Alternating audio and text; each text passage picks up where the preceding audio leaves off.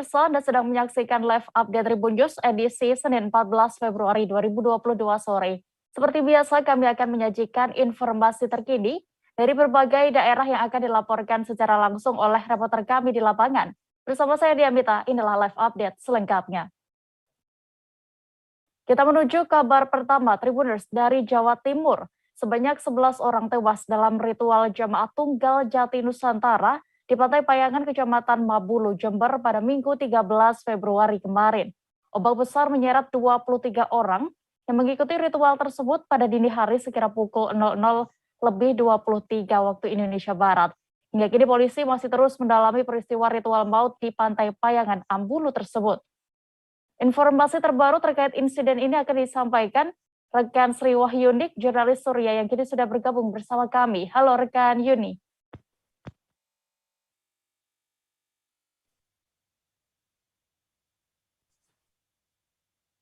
Halo rekan Yuni, bisa mendengar kami dari studio?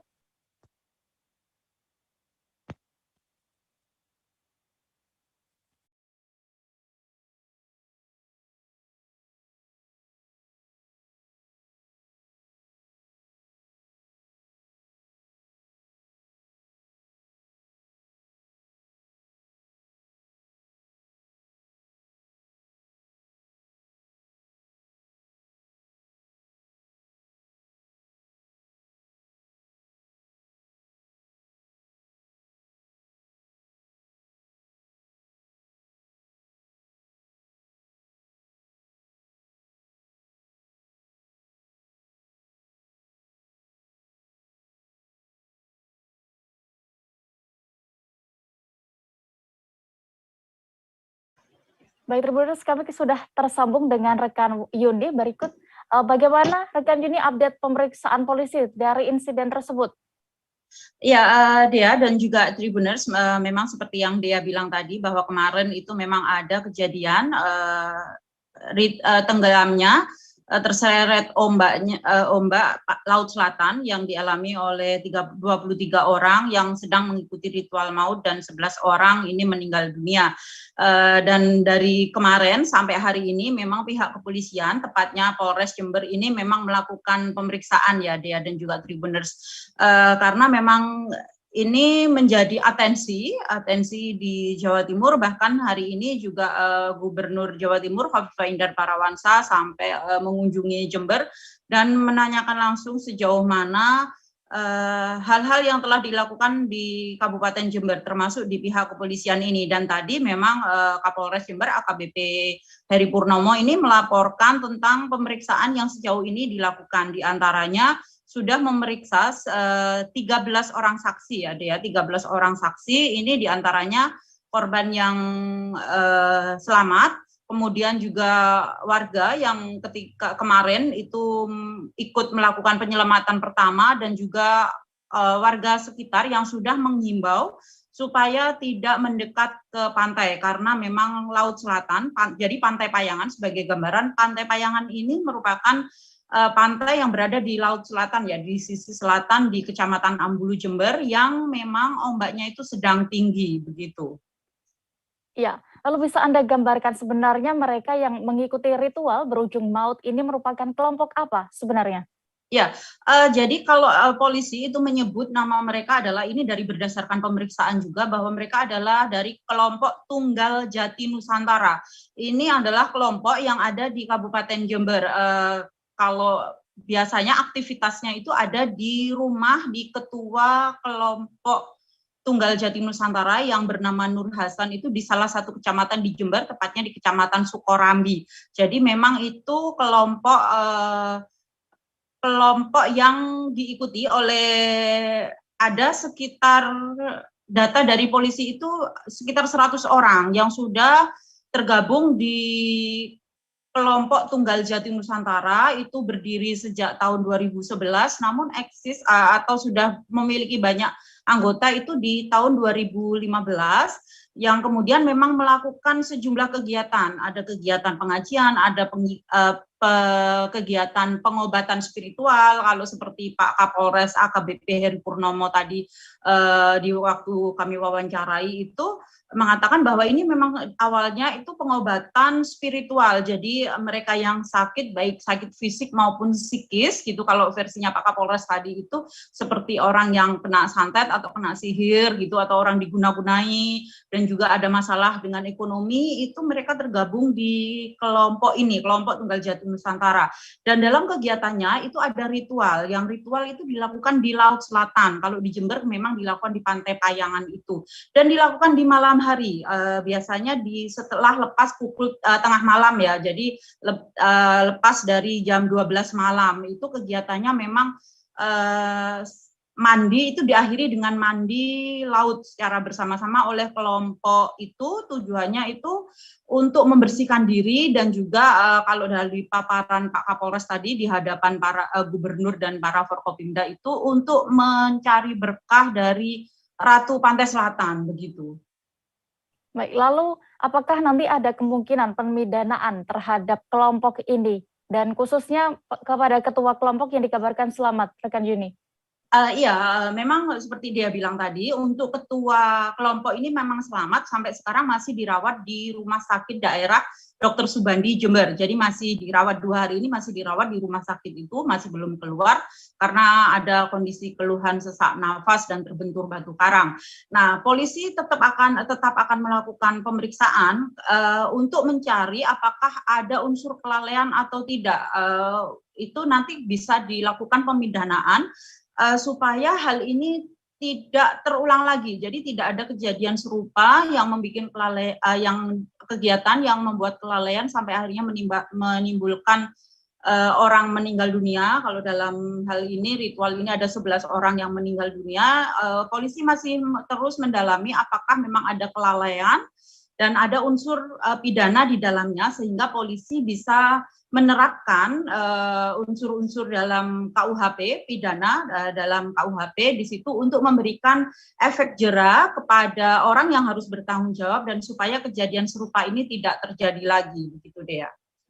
Baik, Tribuners, terkait insiden ini rekan Juni juga sudah melakukan wawancara bersama AKBP Heri Purnomo selaku Kapolres Jember. Berikut kami tampilkan selengkapnya.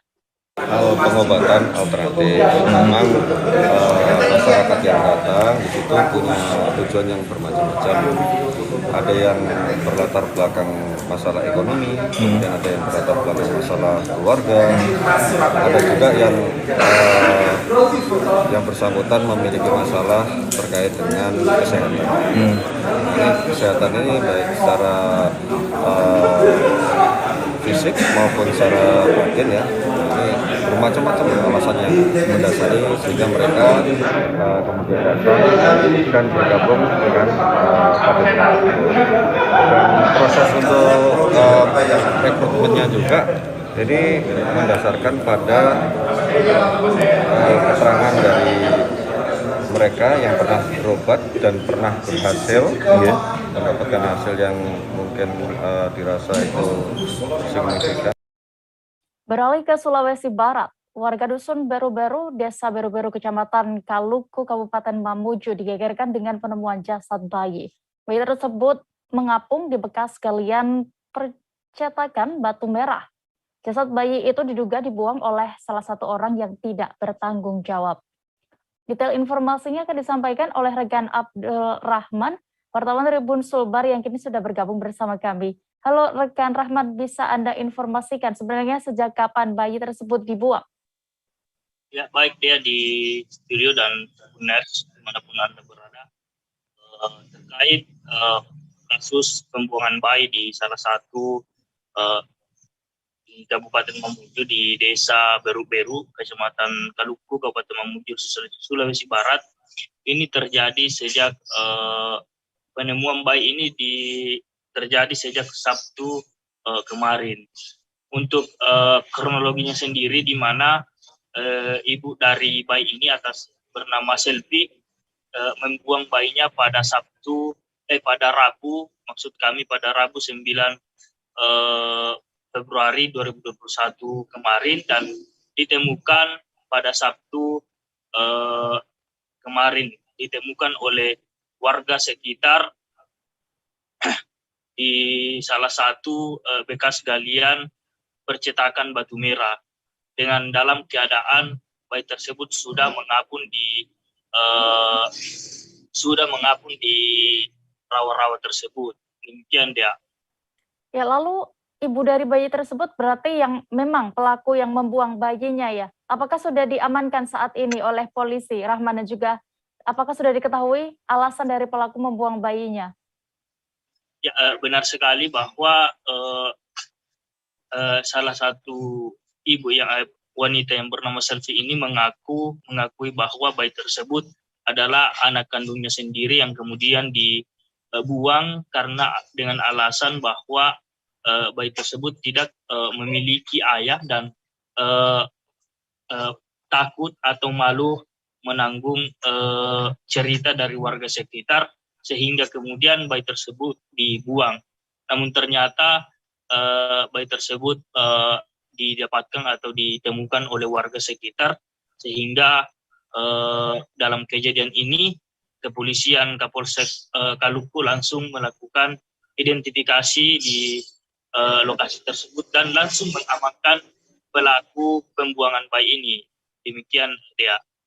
Baik, Tribuners, terkait kejadian ini rekan jurnalis kami sudah melakukan wawancara bersama Kanit Intel Polsek Kaluku. Bribka Muhammad Iqbal selengkapnya.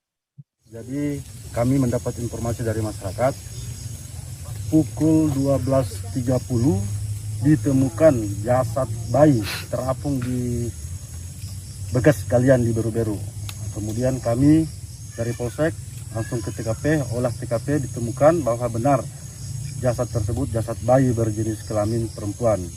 Setelah itu kami melakukan pendalaman, mencatat saksi, interogasi saksi, kami koordinasi dengan pihak-pihak puskesmas yang terdekat apakah ada masyarakat yang datang berobat sebelum kejadian. Jadi kesimpulan, kami telah mengamankan satu orang bernama Selvi yang diduga sebagai orang tua dari jasad bayi itu dan diduga dialah yang membuang bayi tersebut dalam keadaan hidup pada hari Rabu berdasarkan keterangan korban dan ditemukan dalam keadaan mati pada hari ini, hari Sabtu sekitar jam. Sesosok mayat ditemukan mengambang di pinggiran Sungai Kapuas di Desa Peniti, Kecamatan Sekadau Hilir, Kabupaten Sekadau, Kalimantan Barat. Ternyata jasad itu merupakan seorang remaja berinisial BM berusia 17 tahun, warga dusun Sungai Ayak 1, Kecamatan Belitang Hilir, Kabupaten Sekadau. Remaja itu sebelumnya telah dinyatakan hilang dan dicari pihak keluarga. Untuk mengetahui lebih detailnya sudah bergabung bersama kami reporter Tribun Pontianak ada Marpina Sindika yang akan menyampaikan laporannya. Halo rekan Marpina. Ya, halo Dea. Rekan Marpina, bisa diceritakan terlebih dahulu terkait bagaimana kronologi kejadian hingga korban ini meninggal dunia? Apakah sudah diketahui? Ya, terima kasih Dea dan Tribuners. Jadi sebetulnya korban BM ini yang berusia 17 tahun sudah menghilang sejak hari Jumat tanggal 11 Februari lalu, di mana pada saat itu terakhir kali pihak keluarga mengetahui korban ini pergi mandi ke Sungai Kapuas yang berada tepat di depan rumahnya itu sekitar pukul 9 pagi. Nah, setelah pergi mandi itu pihak keluarga tidak lagi melihat korban dan juga teman-teman korban ini juga tidak melihatnya. Kemudian tetapi hilangnya korban ini belum disadari. Kemudian sekitar pukul 6 sore, baru teman-teman korban ini mencari korban ke rumahnya dan baru disadari bahwa korban ini sudah menghilang. Setelah ditelusuri, ternyata pakaian dan alat-alat mandi korban itu masih berada di jamban tempat dia mandi. Nah, setelah itulah baru dilaporkan ke Polsek Belitang Hilir bahwa telah hilang. Nah, hingga saat itu, dari sejak saat itu juga mulai dilakukan pencarian baik di desa Sungai Ayak 1 hingga ke desa-desa lainnya, namun tidak kunjung menemukan korban dan akhirnya pada hari Minggu itu ditemukan sudah mengambang di tengah Kapuas di desa Peniti, Kecamatan Sekadau Hilir. Nah, perlu diketahui dua tempat ini, Kecamatan Belitang Hilir dan Sekadau Hilir ini cukup jauh jaraknya, artinya korban diperkirakan hanyut terbawa arus sungai yang pada saat itu juga intensitas airnya naik karena hujan yang deras beberapa waktu terakhir, begitu deh. Lalu seperti apa saat itu proses penemuan dan juga evakuasi dari korban ini? Nah, pada saat itu warga desa Peniti yang akan turun bekerja melalui jalur sungai, ini ketika menggunakan perahu ini melihat ada sesosok jenazah atau jasad yang sedang mengambang. Nah, setelah itu mereka langsung menghubungi pihak kepolisian dan langsung dievakuasi. Beruntungnya pada saat itu keluarga korban juga berada di desa tersebut, sehingga korban langsung dikenali dan bisa langsung dievakuasi ke rumah sakit umum Sekadau, begitu ya. Baik, Tribuners, terkait kejadian ini ada keterangan dari Hamdi AR selaku Kadus Sungai Ayak 1 Sekadau Hilir. Berikut kami tampilkan selengkapnya. Oh, tidak ada. Dia orang normal, sakit riwayat penyakit ayan pun tidak ada. Kalau proses dia hilang ini berapa lama nih? Dari Jumat sampai Sabtu, Minggu baru ketemu. Hari ini. Hari ini. Kesan firasat pun tidak ada. Nggak ada firasat dia meninggal? Tidak ada. Kalau boleh tahu Pak, sebelumnya dia pernah kemarin kalau tidak salah dia ikut di Bintang Hitam. Tapi Bintang Hitam kan sudah tidak aktif lagi. pernah di Bintang Hitam ya? Tidak pernah, itu aja. Orang tua lagi ada, mamanya udah almarhumah. Berarti sisa bapaknya. Bapaknya lah. Kalau dia ini anak yang keberapa? Anak yang kedua, yang anak pertama udah berkeluarga. Tapi kalau di kakak anak yang pertama. Kalau untuk adik-beradiknya berapa orang? 2 orang. 2 orang. Dia ini dengan Adiknya. Kapuas. di Sungai Kapuas. Iya. Tepatnya di desa Sungai 1, desa Sungai 1. jauh ya rumah dengan ini. Jauh kah? Dari lokasi ke Polres. Ke tempat mandinya. Enggak. Malahan di tepi sungai rumahnya tuh. Enggak jauh. Berarti nama siapa? Hamdi AR. Hamdi AR sebagai kepala dusun Sungai 1. Aksi unjuk rasa oleh masyarakat yang menolak keberadaan pertambangan milik PT Trio Kencana di Kasimbar, Parigi Motong berakhir rusuh. Masa aksi dibubarkan secara paksa oleh aparat kepolisian. Kabarnya 1 orang tewas dalam aksi yang berujung rusuh ini.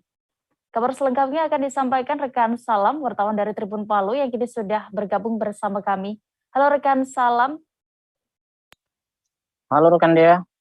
Rekan Salam, bisa dijelaskan bagaimana bisa terjadi unjuk rasa warga Parigi Motong ini hingga merenggut nyawa seorang warga di sana? Baik, terima kasih rekan Dea dan Tribuners sekalian. Benar sekali, aksi unjuk rasa oleh masyarakat merupakan untuk menolak keberadaan pertambangan milik PT Trio Kencana di Kasimbar berakhir rusuh Sabtu malam. Informasi kami terima, masa aksi dibubarkan secara paksa oleh aparat kepolisian. Diketahui aksi tersebut sudah ketiga kalinya. Masyarakat terpaksa dibubarkan secara paksa disebabkan masa aksi menutup jalan trans penghubung antara Parigi Motong ke Provinsi Gorontalo. Penutupan jalan tersebut mulai Sabtu siang hingga malam hari. Hingga Sabtu malam, Polres Parigi Motong membubarkan masa aksi dengan menggunakan water cannon. Selain itu, polisi juga menggunakan gas air mata untuk membubarkan masyarakat tersebut. Namun dari pihak masyarakat juga memberikan perlawanan kepada polisi dengan melempari polisi menggunakan batu. Sekitar pukul 1 dini hari, polisi baru bisa menguasai masa aksi, rekan Dea. Ya, lalu siapa sebenarnya sosok korban yang terkena tembakan dari aparat polisi di sana? Baik, korban meninggal dari aksi unjuk rasa tersebut adalah Rivaldi berusia 21 tahun, merupakan warga Desa Tada, Kecamatan Tinombo Selatan, Kabupaten Parigi Motong, Sulawesi Tengah. Pria dikenal dengan sebutan Aldi itu tewas setelah proyektil menembus dadanya. Pria yang diketahui belum berkeluarga itu tewas saat masa unjuk rasa dibubarkan paksa aparat kepolisian yang berjaga. Korban pun sempat dilarikan ke Puskesmas Desa Tada pukul 00.40 WITA dan sesampainya di Puskesmas dinyatakan meninggal dunia, rekan Dea. Ya, kemudian terkait penembakan yang dilakukan kepolisian ini, bagaimana tanggapan dari Kapolda Sulteng? Baik, benar sekali pasca rusuhnya unjuk rasa tersebut dan mengakibatkan tewasnya seorang warga, Kapolda Sulawesi Tengah Irjen Pol Rudi Sufahriyadi meminta maaf atas peristiwa itu.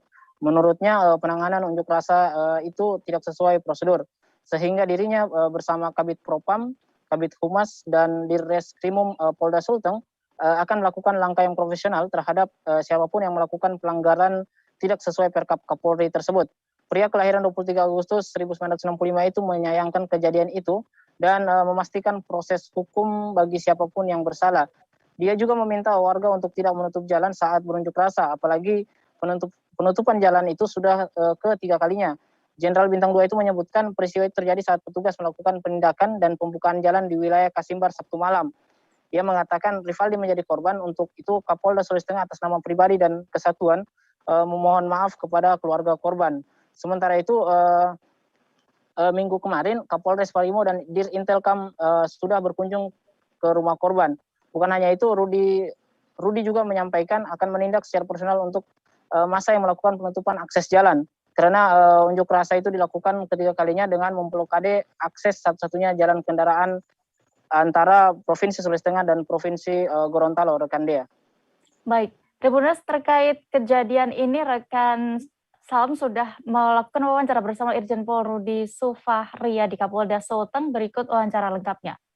Baik ya, rekan sekalian, hari ini saya Kapolda Sulteng meminta permohonan maaf kepada keluarga korban atas nama Rivaldi, umur 21 tahun, karena di dalam melaksanakan penindakan dan pembukaan jalan yang di Kasimbar tadi malam, Rivaldi menjadi korban. Untuk itu saya atas nama pribadi dan satuan memohon maaf kepada keluarga korban.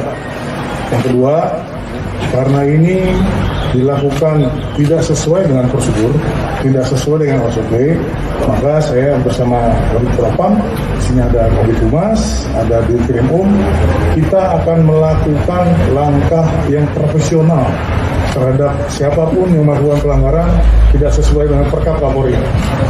Itu kami akan tangan profesional. Hari ini Pak Kapolres dan Pak Diruntel sedang berada di rumah korban. Kita sangat menyayangkan terjadi kejadian ini, namun kami profesional.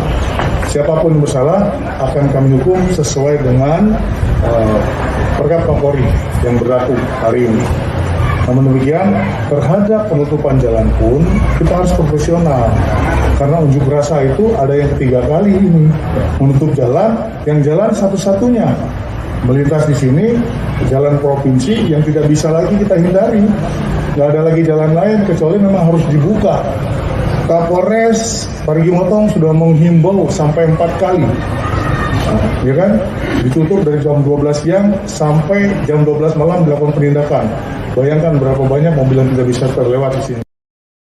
Seorang koki muda bernama Vicky Firlana ditemukan tewas bersimbah darah di TPU Kober, Ulu Jambi, Pesanggerahan, Jakarta Selatan pada Kamis 10 Februari lalu.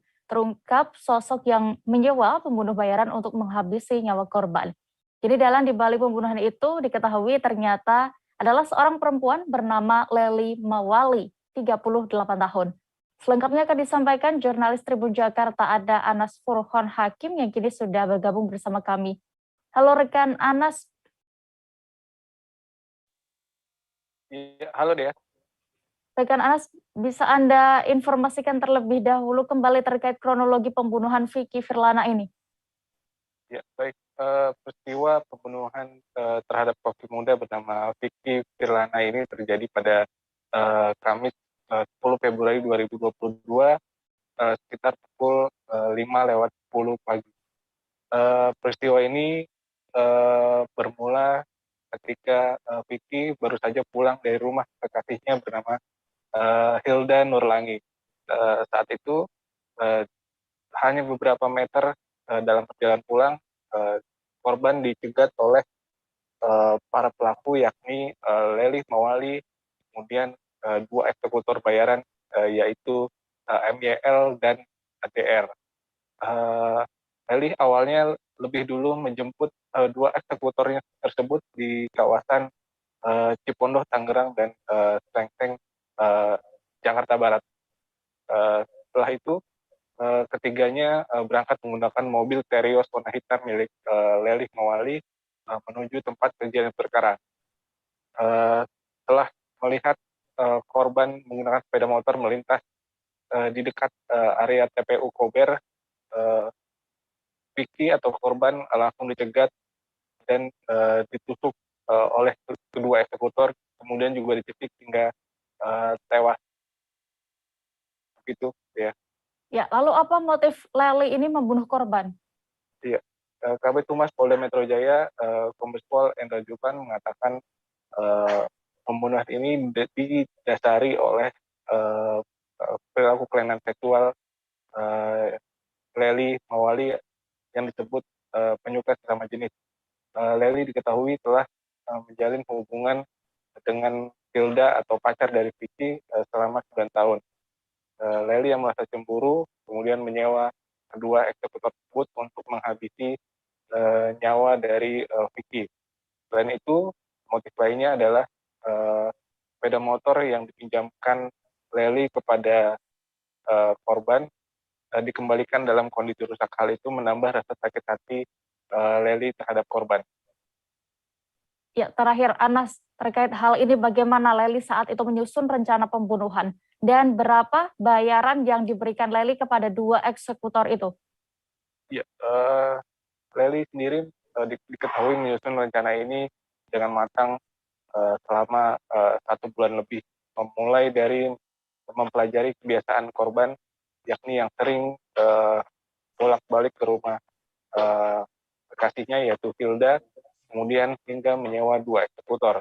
Dua eksekutor sendiri awalnya dijanjikan bayaran sejumlah uang 2 juta rupiah untuk 2 orang. Namun hingga saat ini baru dibayarkan setengahnya atau masing-masing 500.000 untuk satu eksekutor. Gitu dia. Baik, terima kasih rekan Anas untuk laporan Anda dari Jakarta. Selamat kembali bertugas. Tribuners, kami jeda sejenak dan akan kembali dengan informasi pilihan lainnya. Tetaplah di Live Update Tribun News. Oke, apa kabar Bang Ariski di sini untuk strateginya? Kalau saya sendiri di Jumip 37 ini yang semalam baru mulai, apa yang dirasakan saya udah Kak Fernita? Sebenarnya aku nggak ngerasain penangkapan atau penggerebegan atau apapun itu. Karena gini loh, posisinya aku kriteria. Jadi kita mengenal disebut dengan stroke yang tidak berdarah dengan stroke yang berdarah. Stroke yang tidak berdarah itu biasanya ditandai dengan adanya penyumbatan. Kalau itu terjadi di sini mungkin pikirnya tidak ke situ kali ya, tapi kalau di Korea atau di Kamboja itu ada beberapa paper yang saya itu mas, ya. Dulunya tukang koran. Oh gitu ya. Tukang koran. Ya, saya baca itu. Tuh kan pernah baca kan? Ya. Jadi kalau saya jadi tanggam itu udah bersyukur banget. Kak, si anak ini dijadikan sebagai tersangka begitu. Ya, kalau ini kita bicara yang di luar kasus Sibolombo ya. Dengan nama hujan shower, di mana terdapat batas jelas antara daerah hujan dan tidak hujan yang biasanya terjadi pada fase awal mature stage atau tahap berbahaya itu Kang. Jadi mulai artinya terjadinya perlembekan. Nah itu untuk penetrasi akan sulit. Gitu ya. Dok, saya ini menurut saya memang tidak mudah, bukan urusan tanah diambil. Kalau misalnya Amerika Serikat sekarang, Rasulullah mengatakan dalam sebuah hadis bahwa berpuasa di 6 hari Syawal itu. Oke, apa kabar Bang Ariski di sini untuk strateginya? Kalau saya sendiri di Jumip 37 ini yang semalam baru mulai, apa yang saya dirasakan udah Kak Fernita? Sebenarnya aku nggak ngerasain penangkapan atau penggerebegan atau apapun itu. Karena gini loh, posisinya aku kriteria. Jadi kita mengenal disebut dengan stroke yang tidak berdarah dengan stroke yang berdarah. Stroke yang tidak berdarah itu biasanya ditandai dengan adanya penyumbatan. Kalau itu terjadi di sini mungkin pikirnya tidak ke situ kali ya, tapi kalau di Korea atau di Kamboja itu ada beberapa paper yang saya itu mas, ya. Dulunya tukang koran. Oh gitu ya. Tukang koran. Ya, saya baca itu. Tuh kan pernah baca kan? Ya. Jadi kalau saya jadi tanggam itu udah bersyukur banget. Kak, si anak ini dijadikan sebagai tersangka begitu. Ya, kalau ini kita bicara yang di luar kasus Sibolombo ya. Dengan nama hujan shower, di mana terdapat batas jelas antara daerah hujan dan tidak hujan yang biasanya terjadi pada fase awal mature stage atau tahap berbahaya itu Kang. Jadi mulai artinya terjadinya. Terima kasih Anda masih menyaksikan live update Tribun News. Kita menuju kabar berikutnya. Atap shelter pedagang kaki lima atau PKL Alun-Alun Sangkala Buana, Cirebon, Jawa Barat ambruk. Bagian atap yang ambruk panjangnya kira-kira mencapai lebih dari 20 meter dan terbalik. Padahal alun-alun yang berada persis di depan Keraton Kasepuhan itu baru diresmikan oleh Gubernur Jawa Barat Ridwan Kamil pada Jumat 4 Februari lalu. Informasi lengkapnya dan bagaimana kondisi terkini di sana akan dilaporkan Ahmad Imam Baihaqi, wartawan Tribun Cirebon yang kini sudah bergabung bersama kami. Halo rekan Imam. Ya, halo Tia. Bagaimana situasi terkini di shelter PKL Alun-Alun Sangkala Buana tersebut? Ya, saat ini shelter PKL Alun-Alun Sangkala Buana masih belum diperbaiki. Namun kondisinya sekarang bangunan shelter tersebut sudah dipasangi garis polisi oleh petugas dari Polres Cirebon Kota sejak Minggu sore kemarin, sehingga para pengunjung dan warga sekitar tidak bisa mendekat ke bangunan tersebut. Demikian ya. Lalu bagaimana kronologis kejadiannya hingga atap shelter PKL di sana bisa ambruk? Ya, saat kejadian memang cuaca sedang tidak hujan deras maupun tidak ada angin kencang, namun atap tersebut langsung ambruk secara tiba-tiba sehingga sempat mengejutkan para pedagang dan pengunjung serta warga sekitar, dan mereka juga sempat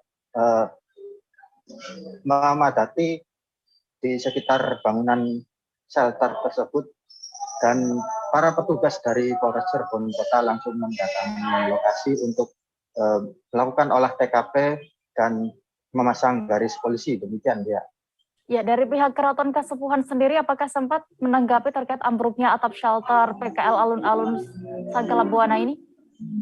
Ya, dari Direktur Badan Pengelola Keraton Kasepuhan, Ratu Raja Alexandra Wuryanirat sudah memberikan pernyataannya tentang ambruknya atap shelter PKL di alun-alun Sangkala Buana, dan Ratu Raja Alexandra Wuryanirat sudah melaporkan kejadian itu ke Dinas Perumahan dan Permukiman Provinsi Jawa Barat untuk ditindaklanjuti, dan berdasarkan informasi terakhir Dinas Permukiman dan Perumahan Provinsi Jawa Barat sudah melaporkan kejadian itu kepada kontraktor proyek revitalisasi alun-alun Sangkala Buana, dan dalam waktu dekat alun-alun tersebut bangunan shelter di alun-alun tersebut segera diperbaiki, karena saat ini meskipun sudah diresmikan oleh Gubernur Jawa Barat, alun-alun Sangkala Buana masih merupakan tanggung jawab kontraktor karena masih dalam masa pemeliharaan, dan masa pemeliharaan tersebut akan berlangsung hingga 6 bulan ke depan, dan dari pihak Keraton Kasepuhan juga memastikan bahwa pada rencana awalnya serah terima pengelolaan alun-alun Sangkala Buana akan dilakukan dari pihak kontraktor ke Keraton Kasepuhan pada Agustus 2022. Sehingga saat ini yang bertanggung jawab untuk memperbaiki kerusakan di shelter alun-alun tersebut dari pihak kontraktornya. Demikian, Dea. Baik, Tribuners, terkait kejadian ini rekan jurnalis kami sudah melakukan wawancara bersama warga Kasepuhan. Adnan Yahya, berikut keterangan lengkapnya. Ambruknya bangunan ini bukan karena dari cuaca. Ini memang karena bebannya berat. Gentengnya aja sudah ada hampir 8 kilo. Sedangkan penopangnya cukup dengan ini. Kayu aja. Makanya karena bebannya berat, penopangnya kurang kuat. Ambruk. Makanya ini kualitasnya memang kurang bagus ya, kualitas pekerjaan ini nih. Kejadiannya jam berapa kejadiannya? Habis sholat lohor jam 12. Jam 12-an ya? Ada korban? Ada korbannya nggak? Alhamdulillah tidak ada. Padahal lagi rame-ramenya. Tiba-tiba ambruk atau gimana? Gimana? Ambruk semuanya atau bertahap gitu? Enggak, langsung ambruk. Langsung ambruk ya ini ya? Tapi mengeluarkan suara keras ya? Suaranya keras. Sampai ke depan masjid juga kelihatan. Kedengar ya? Iya. Ini kualitas proyek ini kurang bagus dari awal juga. Ini bangunan apa sih, Mas? Ini bangunan dari provinsi, shelter, penambahan buat para pedagang, penempatan pedagang-pedagang kaki lima yang sengaja dikasih oleh keraton untuk berjualan di sini. Kanopinya ya? Ya, ini. Belum dipakai apa? Ini masih rawan ya, masih rawan untuk ditempati. Masih rawan, kayak di depannya juga saya khawatir ambruk lagi. Karena kondisinya memang hampir sama ya. Hampir sama ya? Hampir sama. Penopangnya cukup dengan kayu itu aja, tidak ada Pengadilan Tindak Pidana Korupsi pada Pengadilan Negeri Jakarta Pusat hari ini Senin 14 Februari 2022 dijadwalkan menggelar sidang pembacaan vondis untuk terdakwa mantan Wakil Ketua DPR RI Aziz Syamsuddin dalam perkara dugaan penyuapan ex-penyidik KPK. Namun sidang harus ditunda karena sejumlah hakim terpapar virus corona. Detail informasinya akan disampaikan Danang Triatmojo, jurnalis Tribun News yang kini sudah bergabung bersama kami. Halo rekan Danang.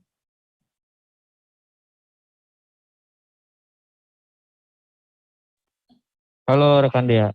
Ya rekan Danang, sidang kali ini ditunda. Lalu apa pertimbangannya sebenarnya?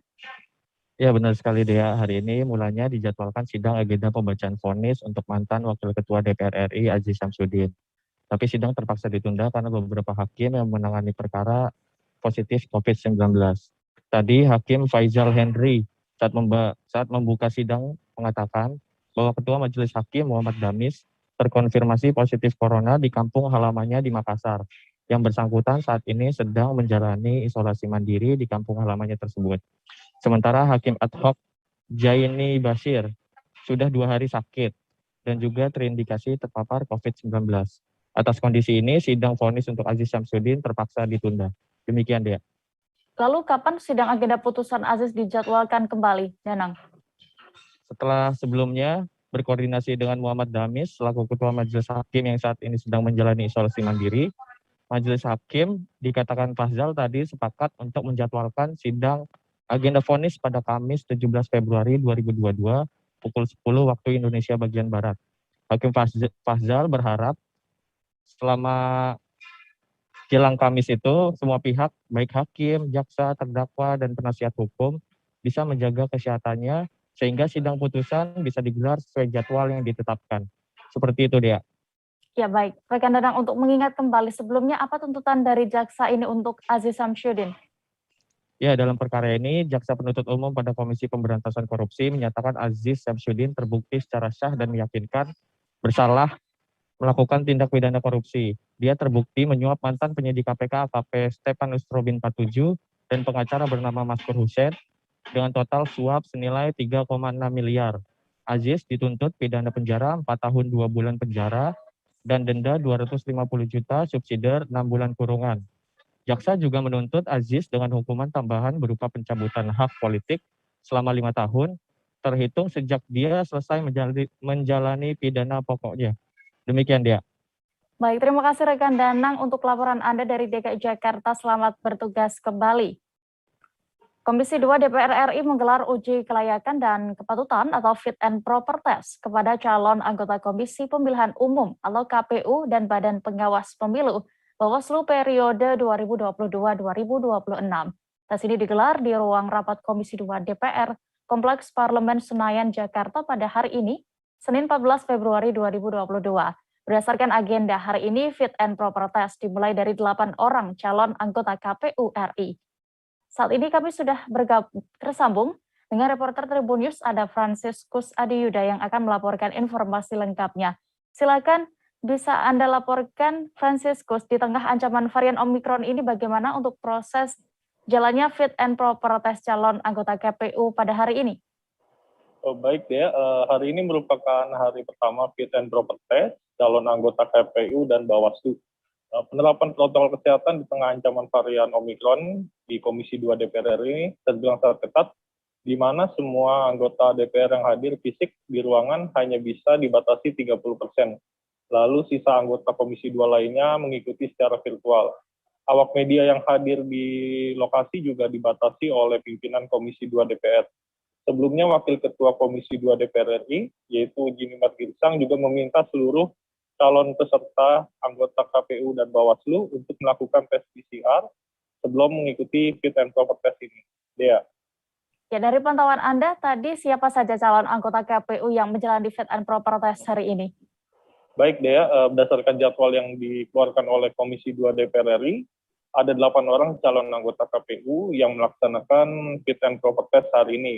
Di mana calon pertama yang menjalani tes adalah Agus Melas, lalu yang kedua ada Betty Epsilon Idros, lalu setelah itu dilanjutkan Dahlia, keempat ada Hashim Asyari, lalu ada I Dewa Kadek Raksa Sandi, kemudian ada Idam Yolik, disambung istirahat, lalu fit and proper test dilanjutkan dengan Iva Rosita dan Iwan Rompe Bane. Ya. Terakhir rekan Franciscus, tes calon anggota KPU Bawaslu ini berjalan sampai kapan nantinya? Ya, baik deh, acara fit and proper test untuk calon anggota KPU dan Bawaslu ini akan berlangsung mulai hari ini tanggal 14 Februari 2022 hingga 16 Februari 2022. Di mana setiap harinya ada 8 orang calon yang akan melaksanakan uji kelayakan dan kepatutan di Komisi 2 DPR RI. Demikian deh.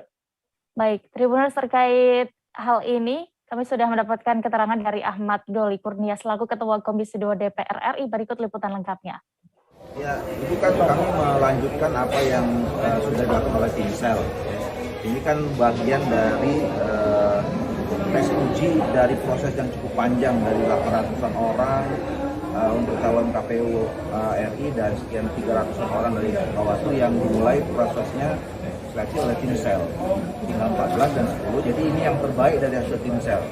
Nah, tinggal kita mau menguji juga ya hasil dari Timsel itu apakah betul-betul sesuai dengan harapan kita semua atau tidak. Nah, dari dua ini kan tentu semuanya mereka sudah punya kualifikasi tertentu lah ya, 14 dan 10 itu sudah punya kualifikasi tertentu dengan semua ujian yang sudah dilakukan oleh Timsel.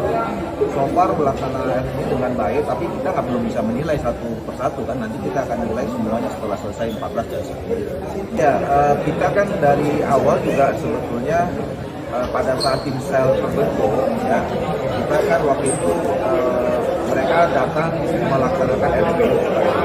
Kita sudah juga memesankan kira-kira kriteria apa yang harusnya diterapkan di dalam proses seleksinya.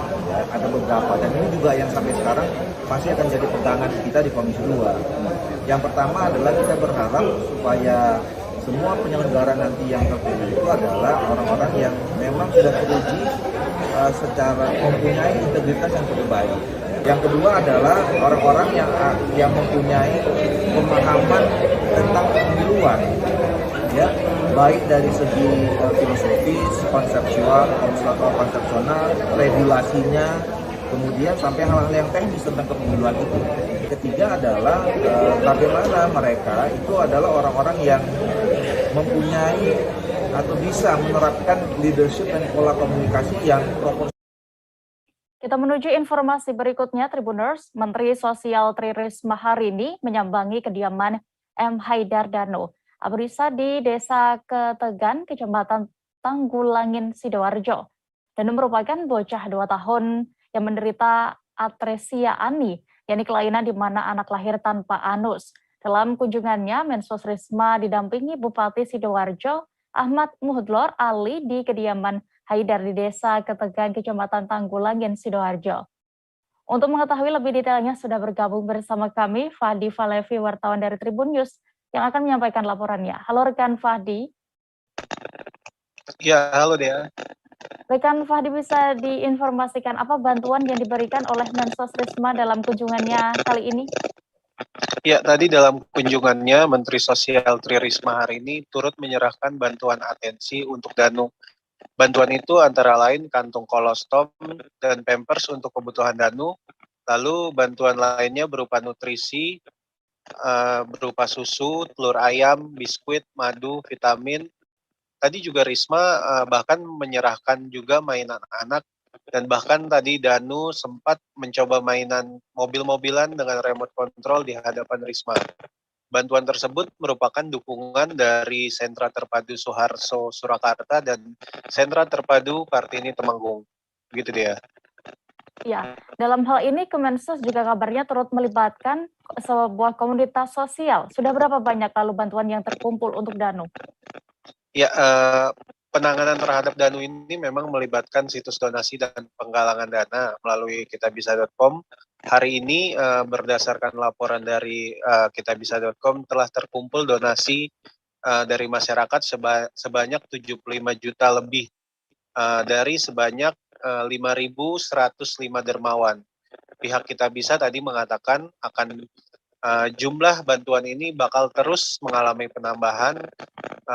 Waktu pengumpulan dana juga masih berlangsung hingga 10 hari ke depan. Mengenai kondisi Haidar Danu, dia dalam kondisinya sendiri mengalami kondisi fisik yang sehat, tubuh segar bugar, tapi mengalami kelainan Atriaceae ani. Dirinya pernah mendapatkan layanan operasi pertama berupa pembuatan lubang anus, sementara di pinggang Danu dari RSUD Dr. Sutomo, Surabaya, dengan fasilitas BPJS. Menteri Sosial Tri Risma hari ini juga tadi berjanji bakal berkoordinasi dengan Pemkab Sidoarjo untuk segera memproses identitas kependudukan agar mereka bisa terakses bantuan sosial. Begitu dia. Ya, terakhir rekan Fahdi, sejauh ini bagaimana cara dari Kemensos menemukan masalah sosial yang ada di masyarakat? Ya, dia. Risma sendiri sejauh ini telah menginstruksikan jajaran Kemensos untuk melakukan scanning atau pemantauan media maupun media sosial untuk mencari masyarakat yang mengalami masalah sosial. Pencarian dilakukan jajaran Kemensos melalui beberapa kata kunci yang berkaitan dengan masalah sosial. Pemantauan tersebut, kata Risma, dilakukan oleh tim dari Humas Kemensos. Dalam sehari, Risma mengungkapkan Kemensos dapat menemukan 20 masalah sosial. Mengenai lokasi, tersebar di beberapa wilayah di Indonesia, bahkan dari Aceh hingga Papua. Bahkan Risma mengungkapkan terdapat beberapa wilayah terpencil yang harus ditempuh untuk memberikan bantuan. Demikian ya. Baik, Tribuners, terkait ini, rekan jurnalis kami sudah melakukan wawancara bersama Tri Risma hari ini, Menteri Sosial. Berikut liputan lengkapnya. Selalu melakukan media scanning setiap hari, dan salah satunya kami menemukan masalah di adik Haidar Danu ini, dan kemudian karena ini butuh waktu yang lama, kami tidak bisa dari Kementerian Sosial itu bisanya ya sekali, kemudian setelah itu tidak bisa kita bisa keluarkan lagi gitu. Nah, karena itu kami minta bantuan dari teman-teman Kitabisa yang sering membantu kami di beberapa masalah anak-anak di seluruh Indonesia.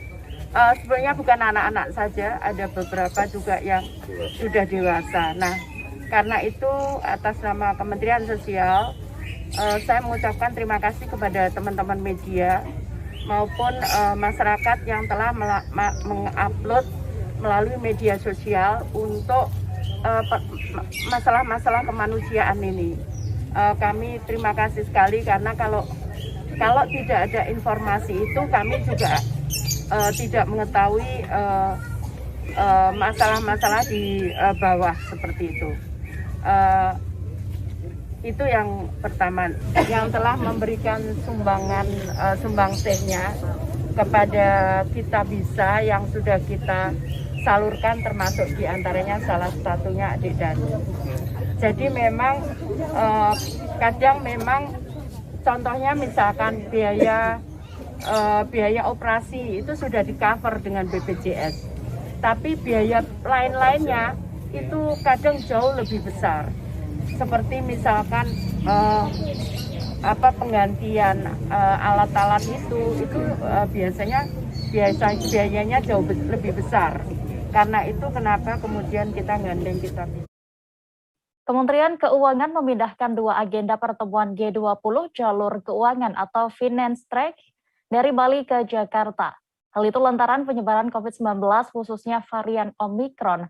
Agenda yang dipindahkan ke Jakarta yaitu Second Finance and Central Bank Deputies Meetings atau FCBD, atau pertemuan para deputi dan juga First Finance Ministers and Central Bank Governors Meetings atau FMCBG. Selengkapnya akan disampaikan Desi Selviani, jurnalis Warta Kota yang kini sudah bergabung bersama kami di sana. Halo rekan Desi. Ya, halo rekan Dea. Rekan Desi, bisa diinformasikan kapan acara presidensi G20 Finance Meeting ini diselenggarakan? Ya, baru saja pagi tadi Polda Metro Jaya menyelenggarakan pengamanan apel untuk pengamanan G20 Finance Meeting 2022 yang akan dilaksanakan di Jakarta mulai dari tanggal 15 Februari hingga 18 Februari 2022. Dalam apel itu, Wakapolda Metro Jaya mengungkapkan akan ada 547 petugas gabungan dari Polri, TNI, dan juga dari Pemprov DKI Jakarta yang ikut terlibat dalam pengamanan G20 yang akan diselenggarakan besok. Ya, untuk persiapan pengamanan sejauh ini bagaimana? Ya, saat ini sendiri pengamanan sudah siap sepenuhnya, mulai dari tim gegana, kemudian juga ada anggota Polantas, kemudian juga ada petugas kepolisian, Dishub, untuk mengamankan G20 yang akan berlangsung di JCC Senayan. Rencananya ada 26 objek vital yang akan menjadi fokus pengamanan dari G20 yang akan digelar besok. Ya, terakhir rekan Desi, ini juga penting, lalu apakah akan ada rekayasa lalu lintas di Jakarta nantinya terkait adanya agenda tersebut? Ya, Dirlantas Polda Metro Jaya memastikan bahwa tidak ada penutupan ruas jalan akibat dari acara kelas internasional tersebut.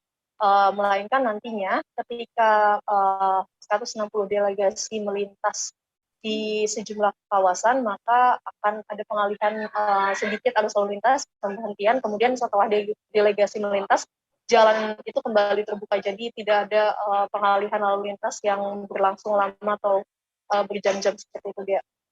Baik, Tribuners, rekan jurnalis kami sudah mendapatkan keterangan dari Kombes Pol Sambodo Purnomo Yogo selaku Dirlantas Polda Metro Jaya terkait pengamanan di Jakarta. Berikut selengkapnya. Delegasi sudah berdatangan dan nanti kegiatan tersebut selesai pada tanggal 18 Februari.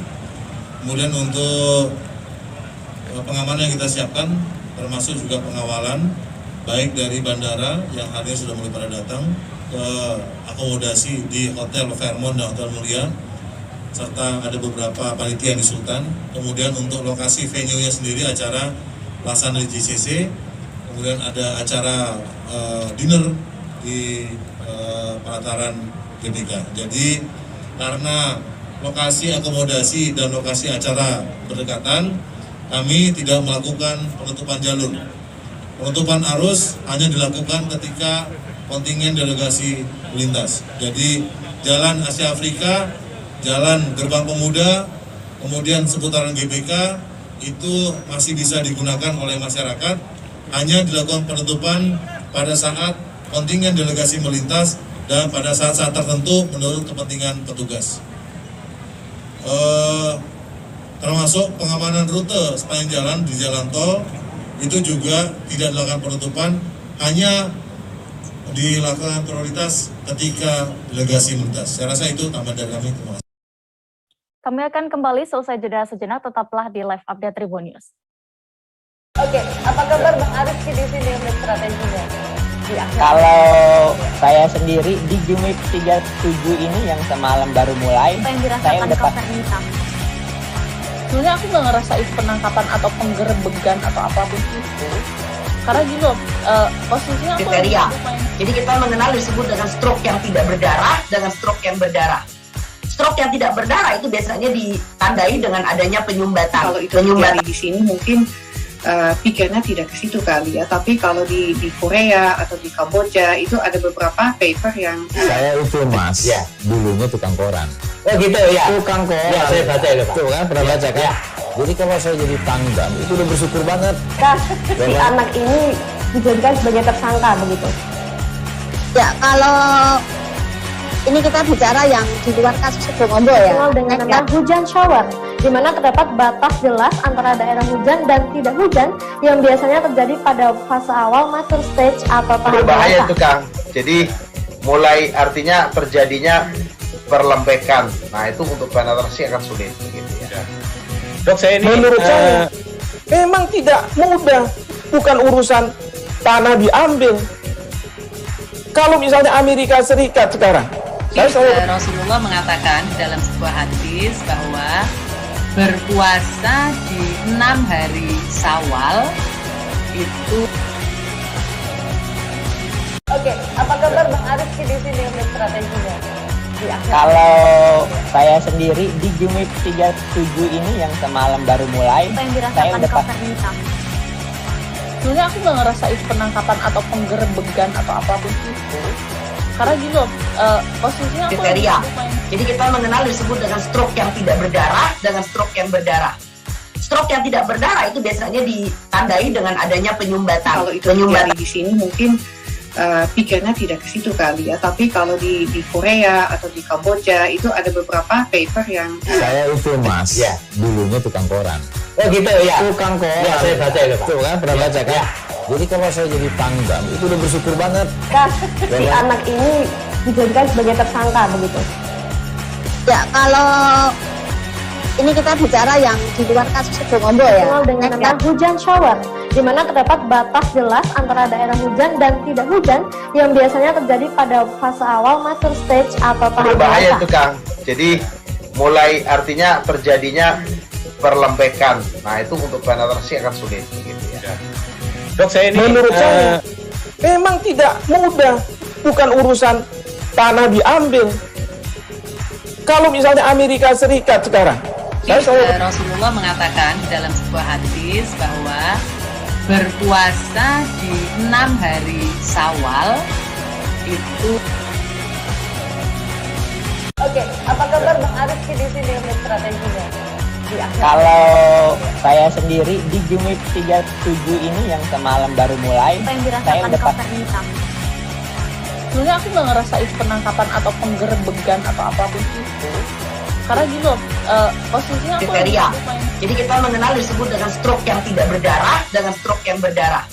Stroke yang tidak berdarah itu biasanya ditandai dengan adanya penyumbatan. kalau itu terjadi di sini mungkin pikirnya tidak ke situ kali ya. Tapi kalau di Korea atau di Kamboja itu ada beberapa paper yang Saya itu Mas, Ya. dulunya tukang koran. Oh gitu ya. Tukang koran. Ya, saya baca itu, Pak. Tuh kan, pernah baca kan? Ya. Jadi kalau saya jadi pangdam, itu udah bersyukur banget. Kak, si anak ini dijadikan sebagai tersangka begitu. Ya, kalau ini kita bicara yang di luar kasus Sebongombo ya. Dikenal dengan nama hujan shower, di mana terdapat batas jelas antara daerah hujan dan tidak hujan yang biasanya terjadi pada fase awal mature stage atau tahap Berbahaya dewasa. itu Kang. Jadi mulai artinya terjadinya perlembekan. Nah itu untuk penetrasi akan sulit gitu ya. Dok, saya ini menurut saya memang tidak mudah, bukan urusan tanah diambil. Kalau misalnya Amerika Serikat sekarang, Rasulullah mengatakan dalam sebuah hadis bahwa berpuasa di 6 hari Syawal itu. Oke, apa kabar Bang Arif di sini untuk strateginya? Kalau saya sendiri di Jumit 37 ini yang semalam baru mulai, Apa yang saya dirasakan udah Kak Fernita? Sebenarnya aku nggak ngerasain penangkapan atau penggerebegan atau apapun itu. Karena gini loh, posisinya aku Kriteria. Jadi kita mengenal disebut dengan stroke yang tidak berdarah dengan stroke yang berdarah. Stroke yang tidak berdarah itu biasanya ditandai dengan adanya penyumbatan. kalau itu terjadi di sini mungkin pikirnya tidak ke situ kali ya. Tapi kalau di Korea atau di Kamboja itu ada beberapa paper yang Saya itu Mas, Ya. dulunya tukang koran. Oh gitu ya. Tukang koran. Ya, saya baca itu, Pak. Tuh kan, pernah baca kan? Ya. Jadi kalau saya jadi pangdam, itu udah bersyukur banget. Kak, si anak ini dijadikan sebagai tersangka. Terima kasih Anda masih menyaksikan live update Tribun News. Kita menuju kabar berikutnya, Tribuners. Puluhan remaja yang melakukan aksi konvoi hingga meresahkan masyarakat di Denpasar, Bali diamankan petugas kepolisian. Sebelumnya ada ratusan remaja yang melakukan aksi konvoi berkeliling wilayah Denpasar sambil menggeber-geber motor mereka. Mereka melakukan aksinya dengan membagi beberapa area atau jalur untuk dilewati masing-masing. Informasi lengkapnya akan disampaikan Firiski Irwan, reporter Tribun Bali yang kini sudah bergabung bersama kami di sana.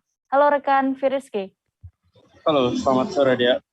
Selamat sore, Firiski. Bisa Anda informasikan terkait konvoi ini dilakukan di wilayah mana saja dan juga berapa perkiraan peserta konvoi dan juga diamankan di mana saja mereka ini? Oke, baik, terima kasih ya. Konvoi ini sebelumnya terjadi di wilayah Denpasar, tepatnya di Jalan Bypass Ngurah Rai, Sanur, di mana mereka berkonvoi dalam rangka mendukung klub futsalnya. Terus mereka melakukan konvoi berkeliling wilayah Kota Denpasar, seperti di Jalan Bypass Ngurah Rai, WR Supratman, Jalan Diponegoro, dan Tukumar. Terus saat itu Kapolresta Denpasar, Kapolresta Denpasar yang baru, AKBP Bambang Yugo Pamungkas, saat itu melintas di lokasi di mana salah satu konvoi remaja yang masih SMA dan SMP ini. Dan saat itu juga Kapolresta langsung mencegat dan memberitahukan informasi bahwa ada keramaian yang membuat gangguan Kamtibnas di masyarakat Kota Denpasar. Sehingga pihak kepolisian dari Polresta Denpasar gabungan itu mengamankan puluhan pengendara sepeda motor yang ada di masing-masing diamankan di Jalan WR Supratman, Topati, Jalan Ponegoro, dan Jalan Tukumar, Denpasar. Dan ada juga di Jalan Raya Sesetan, Denpasar Selatan.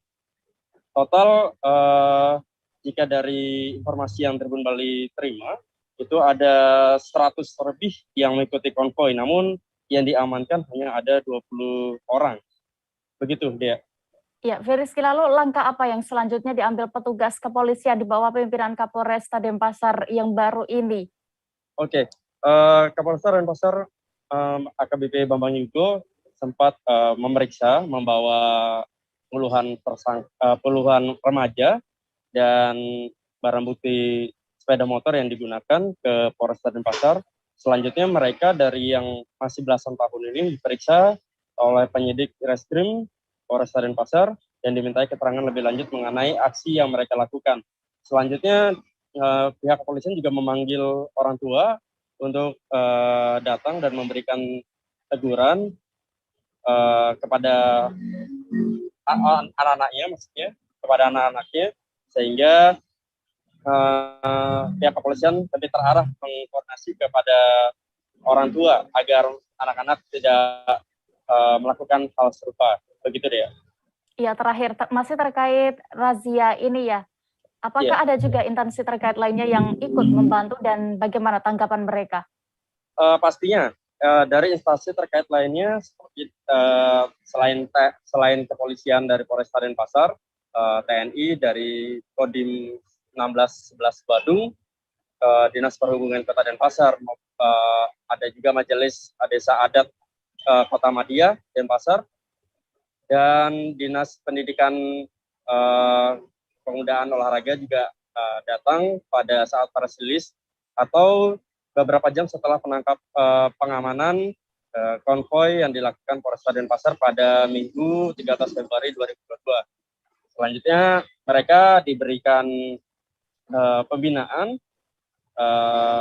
jika nantinya terdapat pelanggaran akan diberikan sanksi tegas. Mengingat saat ini mereka masih berusia belasan tahun atau sekitar di atas 13 tahun sampai 18 tahun. Demikian dia. Baik, Tribuners, terkait razia terhadap para pelaku konvoi di Denpasar ini, rekan Rizky sudah melakukan wawancara bersama Kapolresta Denpasar dan juga Ketua Majelis Desa Adat Kota Denpasar. Berikut kami tampilkan selengkapnya. Sekitar pukul menjelang 16 WITA ada laporan sekelompok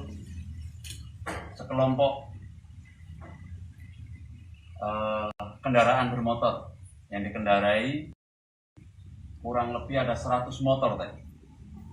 100 motor mereka melakukan konvoi. Konvoi berputar mulai start dari arah Topati mengarah bypass Ngurah Rai. Mereka menggunakan atribut,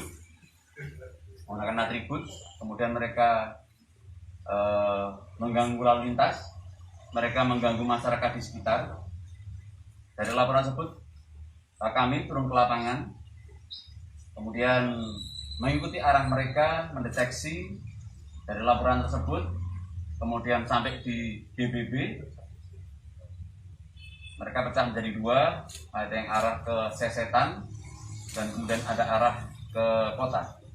Mengenai adanya konvoi anak-anak muda di Kota Denpasar, kami dari Majelis Desa Adat Kota Denpasar mendukung daripada apa yang sudah dilakukan oleh Pak Polres dengan jajarannya untuk menjaga keamanan daripada wilayah hukum Kota Denpasar khususnya. Karena Kota Denpasar ini memang menjadi barometer daripada provinsi Bali nasional dan internasional. Nah, oleh karena itu, tadi dengan adanya pengamanan seperti itu, nah kami siap untuk bersinergi nanti dengan dari Pak Kapolres, dari Pak Dandim, untuk nanti bersama-sama menangani daripada adanya konflik dari anak muda. Nah, tentunya di sini kami pahami bahwa dari anak-anak muda seperti itu tanpa ada alasan yang jelas, ya ini tentunya kami dari desa adat khususnya yang ada di Kota Denpasar, nah ini akan ikut serta nanti untuk menertibkan daripada adanya konflik seperti ini. Puluhan pemuda ORI dan Pelau menggelar aksi damai di kantor DPRD Maluku pada hari ini Senin 14 Februari 2022. Aksi ini bertujuan menuntut mereka juga untuk diperhatikan. Dalam orasinya, mereka meminta keadilan terkait persoalan pertikaian di Pulau Haruku beberapa waktu lalu. Untuk mengetahui lebih detailnya, sudah bergabung bersama kami Mesya Marasabesi, wartawan Tribun Ambon yang akan melaporkan. Halo rekan Mesya.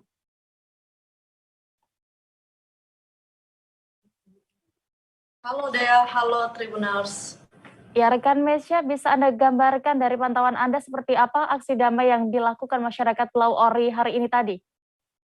Baik, Dea dan juga Tribuners, perlu saya informasikan bahwa hari ini Senin 14 Februari 2022 sekiranya tadi pukul 9.00 waktu Indonesia Timur bertempatan di gedung DPRD Maluku, di mana sejumlah mahasiswa gabungan dari Pelau dan Ori melakukan aksi damai di depan kantor DPRD Maluku karena mereka meminta untuk mereka juga meminta perhatian dari pemerintah. Nah, dalam orasinya ini mereka meminta keadilan terkait dengan pertikaian yang sempat terjadi antara negeri Pelau Dusun Ori dengan Desa Kariu yang terjadi pada 26 Januari 2022 lalu, yang dimana masalah utamanya adalah terkait dengan tapal batas tanah. Nah, dalam orasinya itu mereka meminta untuk tiga korban yang meninggal dunia itu untuk juga diperhatikan karena korban meninggal dunia itu merupakan berasal dari negeri Pelau, serta mereka juga meminta perhatian terkait tanaman-tanaman cengkeh atau tanaman umur panjang yang dirusak oleh warga Kariu, seperti itu ya. Kemudian setelah melakukan aksi di kantor DPRD Maluku, mereka kemudian melanjutkan aksi damai itu di Monumen Gong Perdamaian Dunia Kota Ambon. Demikian, Dea. Ya, apa poin-poin tuntutan mereka?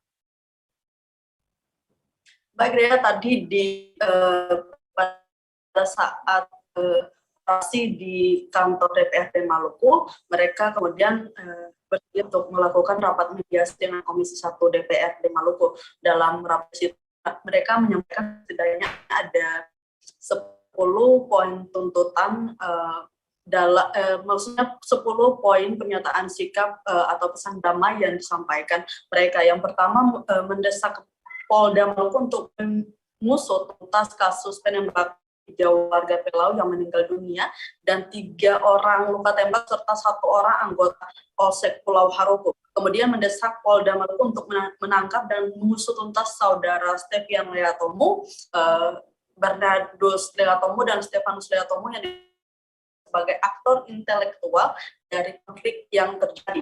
Kemudian mendesak Polda Maluku untuk mengusut tuntas oknum-oknum masyarakat Kari yang melakukan penebangan terhadap Poncengke, Pala, Durian, dan pembakaran rumah kebun di sepanjang hutan warga Ori Pelau, serta mengusut tuntas kasus pengerusakan situs sejarah yang dinamakan dengan Uarwal. Kemudian mendesak Polda Maluku untuk menyita senjata api dan menangkap warga Kari yang memiliki senjata api organik yang digunakan untuk penembakan warga laut. Selain itu, mereka juga meminta kepada semua pihak yang tidak berkepentingan agar tidak tahu-menahu terkait permasalahan konflik untuk diam dan tidak usah ikut campur, biarlah diselesaikan sendiri oleh warga Ori dan Kariu.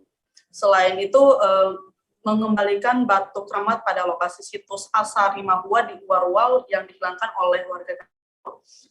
Yang ke-8, proses rekonsiliasi, rekonstruksi, dan rehabilitasi Kariu untuk kembali atau tidak memperhatikan aspirasi masyarakat Pelau.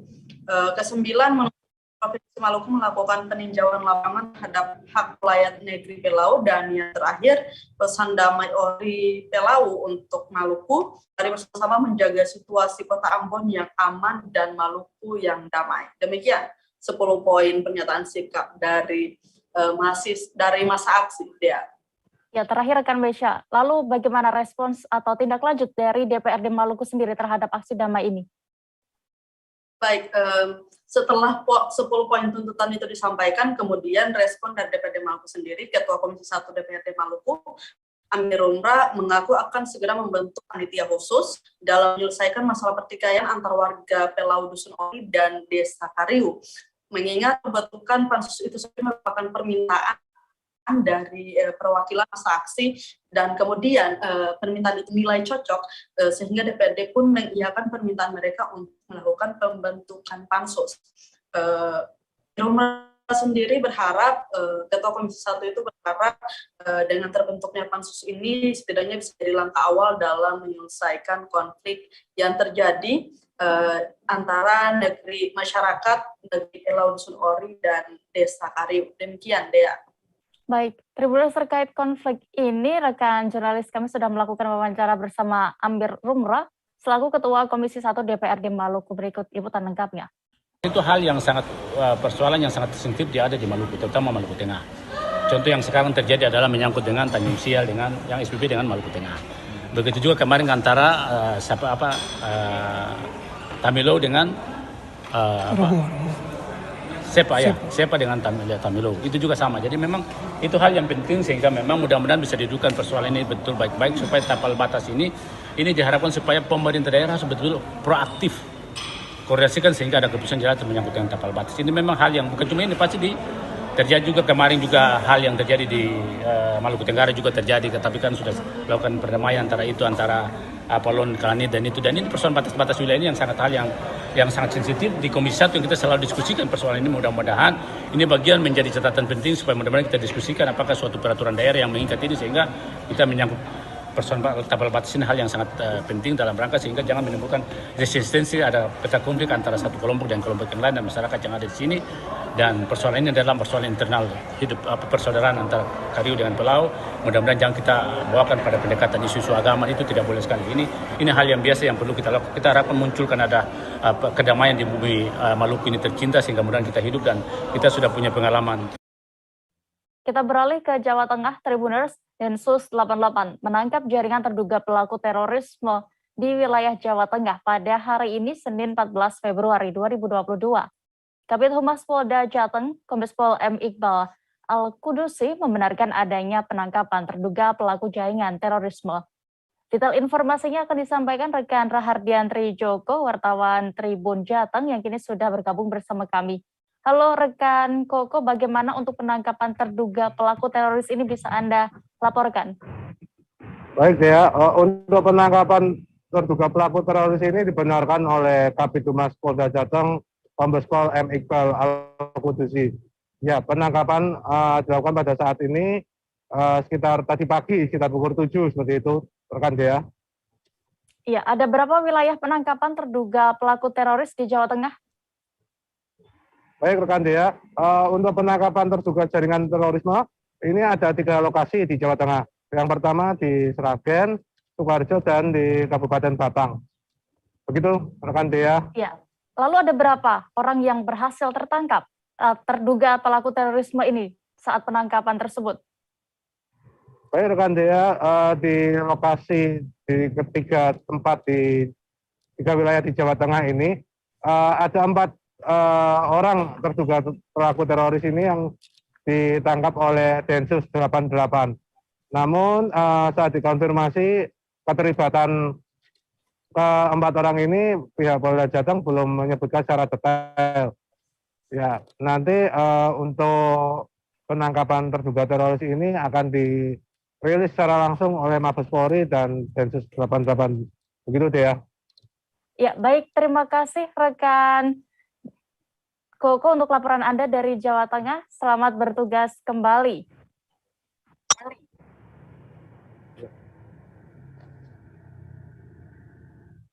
Kita menuju informasi berikutnya, Tribuners.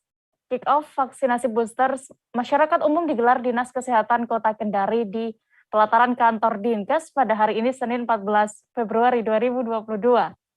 Wali Kota Kendari, Zulkarnain Kadir menjadi orang pertama disuntik vaksin terhadap tahap ketiga ini. Kabar selengkapnya akan disampaikan rekan Amelda Devi, jurnalis Tribun News Sultra yang kini sudah bergabung bersama kami. Halo rekan Amel. Ya, halo rekan Dea.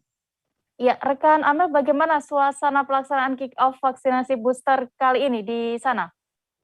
Ya, baik. Terima kasih Dea. Jadi, pelaksanaan kick-off vaksinasi booster di Kota Kendari tadi berlangsung di pelataran kantor Dinas Kesehatan Kota Kendari, dihadiri oleh para ASN lingkup pemerintah Kota Kendari, itu khususnya para kepala OPD lingkup Kota Kendari. Ya, suasananya berlangsung dengan lancar. Ya, terlihat antusias para ASN pemerintah Kota Kendari untuk mengikuti vaksinasi booster yang tentunya sebagai orang pertama yang divaksin adalah Wali Kota Kendari, Zulkarnain Kadir. Seperti itu dia. Ya, lalu bagaimana reaksi dari Wali Kota Kendari menjadi orang pertama yang divaksinasi booster pada kick-off kali ini?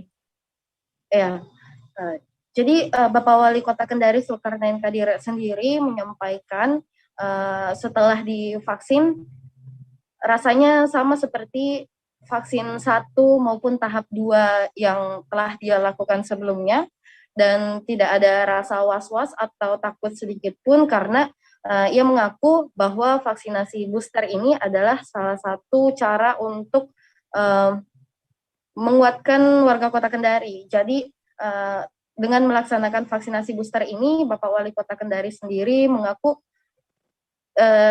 tidak ada rasa takut dan mengimbau agar masyarakat juga tidak termakan berita hoaks mengenai vaksinasi sehingga pelaksanaan vaksinasi bisa berjalan dengan lancar di Kota Kendari.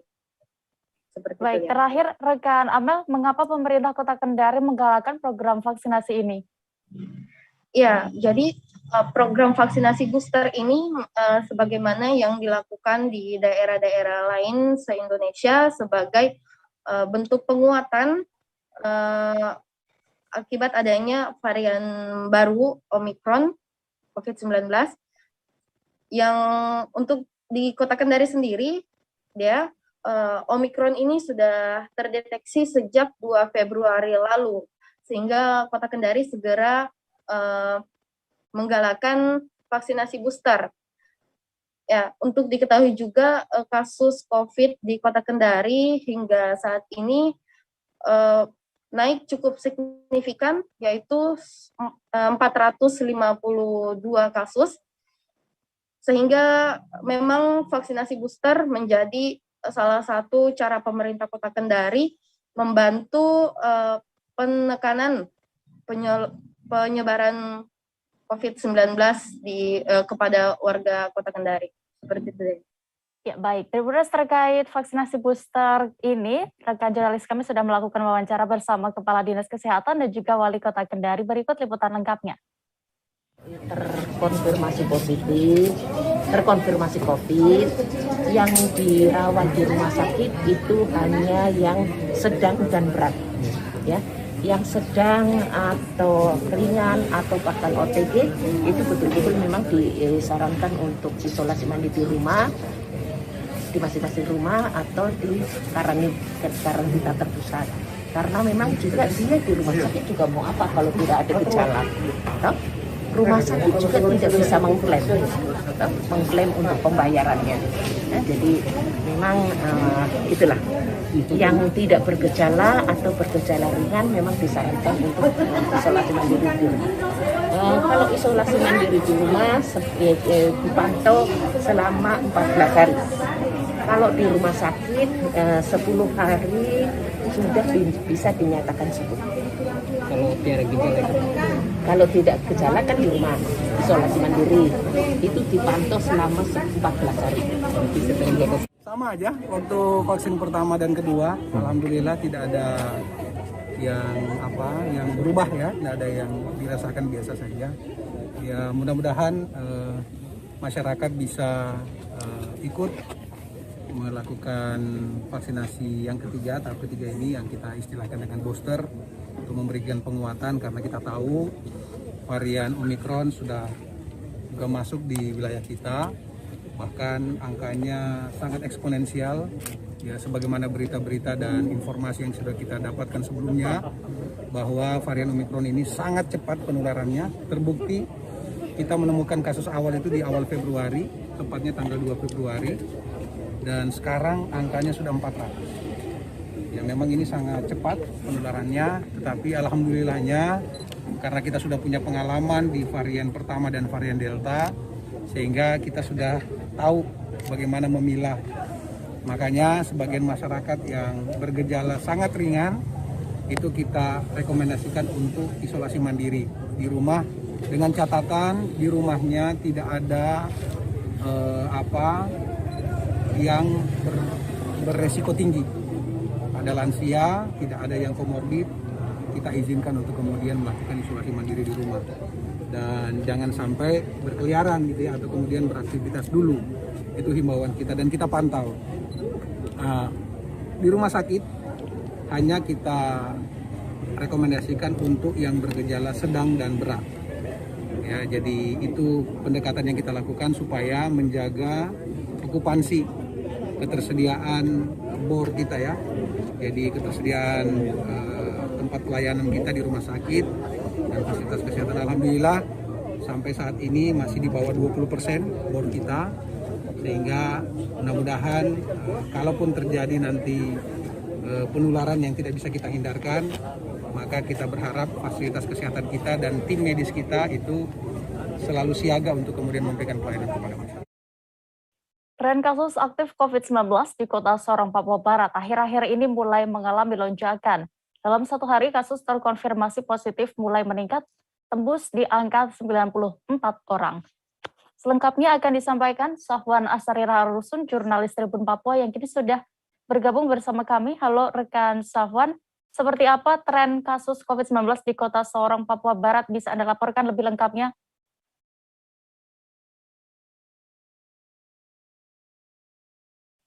Halo, rekan Dea, selamat malam.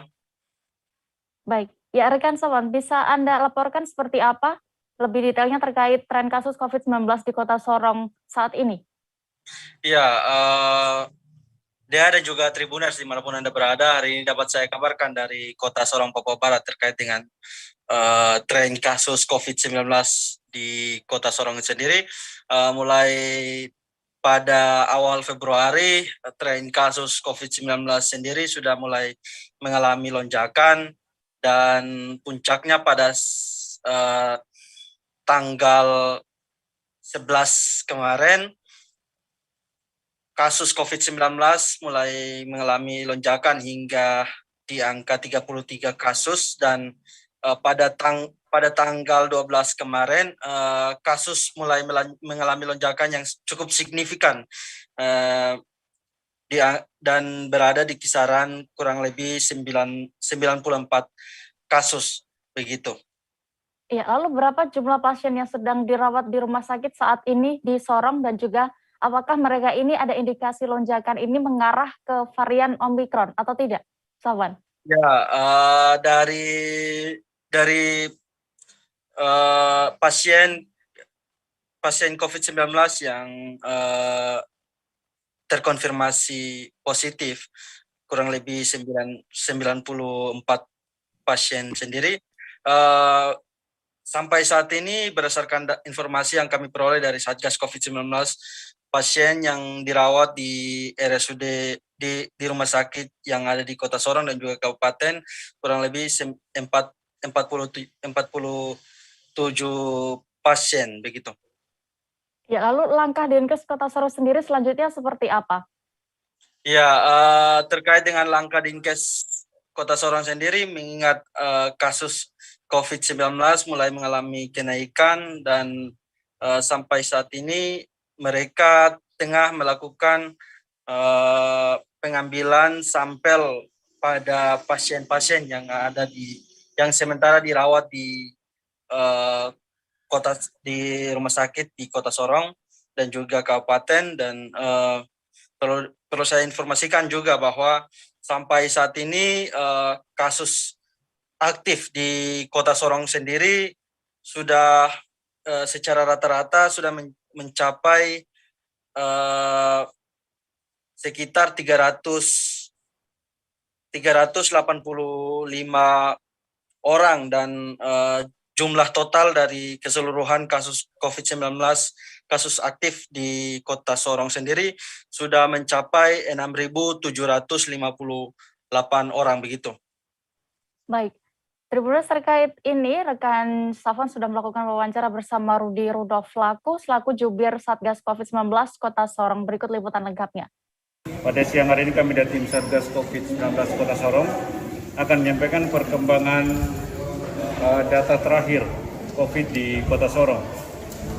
Bapak Ibu sekalian, data per 1 Januari 2022 sampai dengan 13 Februari 2022 itu jumlah kasus positif itu bertambah menjadi 6.758 orang, jumlah sembuh 6.279 dan yang meninggal 94 orang.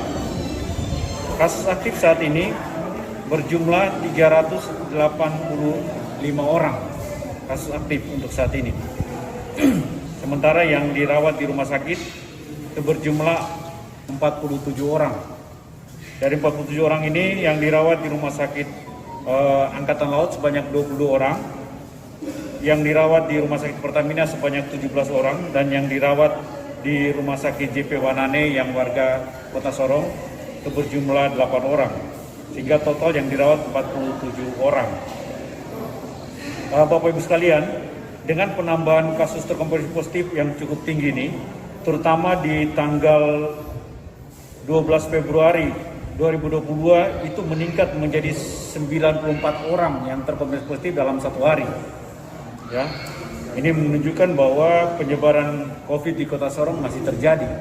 Untuk itu, kami dari Satgas COVID-19 Kota Sorong menghimbau, mengharapkan kepada Bapak Ibu sekalian masyarakat Kota Sorong untuk jangan abai melaksanakan protokol kesehatan di kota ini. Informasi tadi sekaligus menutup perjumpaan kita dalam live update Tribun News kali ini. Tribuners, lantaran masih di tengah pandemi, kami kembali mengingatkan kepada Anda untuk terus melakukan protokol kesehatan dimanapun berada, meski sudah mendapatkan vaksin 2 dosis lengkap. Dan saya Diamita beserta kru yang bertugas pamit. Terima kasih dan sampai jumpa. Jangan lupa like, subscribe, dan share ya!